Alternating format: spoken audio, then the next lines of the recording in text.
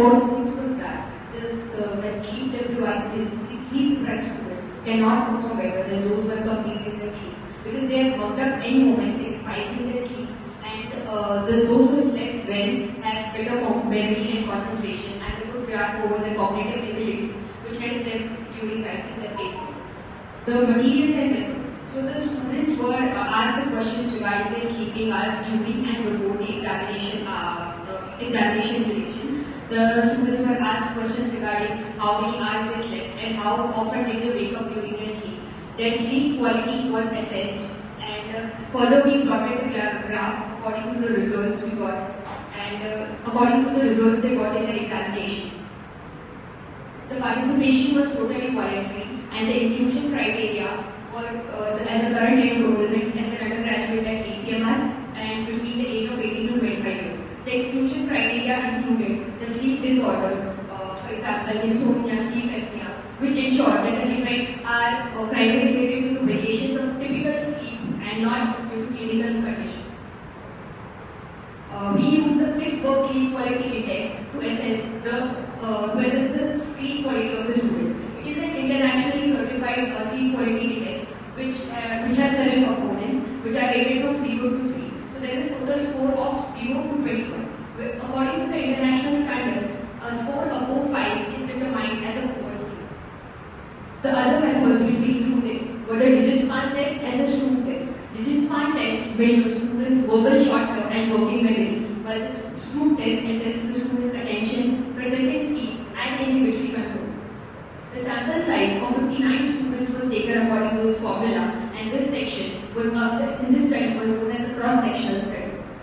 The results we got were as follows. This is a graph of the students' sleeping hours before the exams, in which we can clearly see that 75.9% of the students, which is the maximum number of students, have slept for 6 to 8 hours. Here we see the chart of the students during their examinations, where we can see that most of the students have changed their sleeping hours from 6 to 8 hours to 2 to 4 hours. Approximately 44.4% of students have only slept for 2 to 4 hours, while only 14.8% continue with their normal sleep schedule. Here was the result according to the Pittsburgh Sleep Quality Index, and we got that 77.8% of the students did not sleep well during their exams, as they woke up in the middle of the night due to stress. Here we can see the results of the students. We can see that the students failing in 3 subjects are 45.9%, which is nearly equal to the students who have changed their sleeping hours, while the students who have performed well and have not failed are 13.1%, who have maintained their sleeping hours during the examination and before the examination. The significance of this studying sleep's impact in memory and concentration is because it induces better learning, sharper focus, healthier brain, and increased productivity.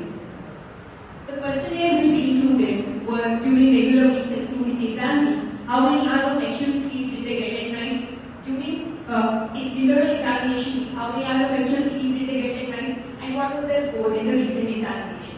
This was the Pittsburgh and the digit span Stroop test questionnaire, which included that how many times have they, at what time have they usually gone to bed, how many hours have they slept, and how many times have they actually wake up, and how often they have trouble in sleeping because they cannot sleep due to stress, or they woke up due to breathing problems, they coughed during the sleep, which ensured the sleep quality of the individual. The person who had taken medicine due to sleep during the exams were also the questions included in the questionnaire. These were the references. Thank you.